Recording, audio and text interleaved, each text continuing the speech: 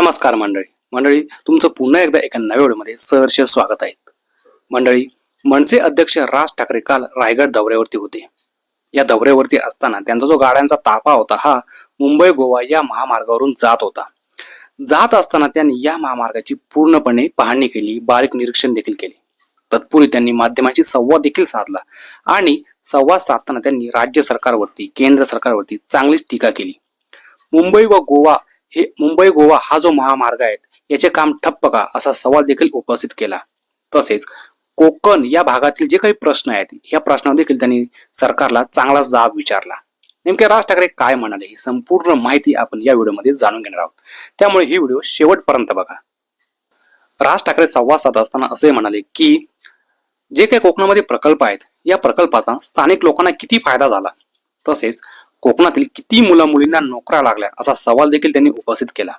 पुढे ते असे म्हणाले की एकदा मी नितीन गडकरी यांना फोन केला होता या महामार्गा संदर्भात, तेव्हा त्यांनी असं उत्तर दिलं की जे कंत्राटदार आहेत हे कंटाळून निघून गेले।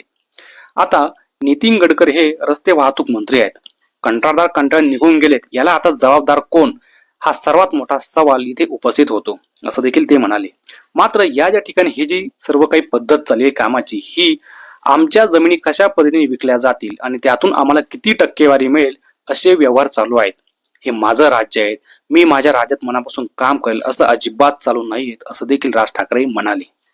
त्यानंतर त्यांनी तिसऱ्या मुंबईबद्दल देखील काही प्रश्न उपस्थित केले। ते पुढे असे पण म्हणाले की तिसरी मुंबई आणायची, दुसरी मुंबई आणायची, हे काय चालू आहे?